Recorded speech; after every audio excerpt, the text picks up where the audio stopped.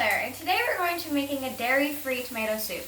Your ingredients are 4 carrots peeled and chopped, 1 onion chopped, 4 to 6 cloves of roasted garlic, 3 celery hearts, 1 tablespoon of chopped thyme, 48 ounces of strained tomatoes, half a cup of veggie broth, 1 teaspoon of salt and pepper, 1 teaspoon of celery salt, a half a teaspoon of celery salt, half a teaspoon of Italian season, half a teaspoon of garlic powder, a fourth of a teaspoon of red pepper flakes, and 1/2 to 1 cup of coconut milk. In here we have our celery hearts, our carrots, and our onions, and we're just sauteing them in oil until they are soft. And now we're just going to go ahead and add our roasted garlic. You don't want to chop them because we will be using a blender that will just mix everything together. Now we're going to add our thyme. We have fresh thyme, but you can use dried thyme. And these are all of our seasonings. We just want to go ahead and mix them all together. So we're going to spread that around. And now we mix. So now that we mix that all together, we're going to add 1 cup of our vegetable broth. And we are going to let it sit for about 5 minutes. And we did lower the temperature because we didn't want to burn the bottom. So we're going to cover it up and let it sit for 5 minutes. So every once in a while you want to stir this. And we're going to keep doing this process until they're all soft. So they're pretty soft, so we probably need about 3 more minutes, which makes sense because we're doing it for 5 minutes and it's only been 2 minutes. So why are we making this dairy-free?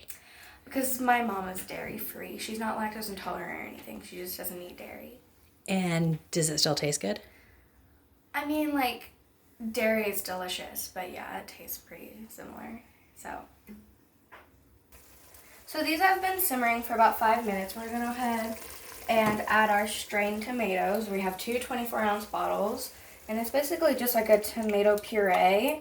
It's like a really, really thick ketchup, basically. So we decided that we like the glass tomato sauce. It tastes a lot fresher. Yeah, canned, it adds a little bit of a metallic taste, like a tang to it. So now we're just going to mix this up. And then we're going to let it sit for 30 minutes.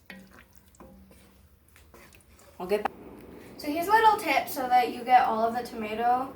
I just added a tiny bit of water, and it's perfectly fine because there's already water and everything. So it won't change anything. And you get it all out of the bottle because you want to get all of that good, delicious tomato-ness. I'm just going to mix it in. So this has to sit for about 30 minutes, and we don't know how to edit quite yet, and we don't want my phone to turn off, so we're just going to show you how to do it now. What you want to do is you want to get your immersion blender after you let this sit for 30 minutes, and you want it to get super soft and mushy, and then you just want to do it on low, and then it'll just, and you want to do that until it's all nice and creamy, and then afterwards you want to get about a cup of coconut milk, or if you're not dairy-free, you can just use normal milk. And you'll just want to pour it in and then mix it up, and then you're done. And that is dairy-free tomato soup. Thanks for watching. Bye!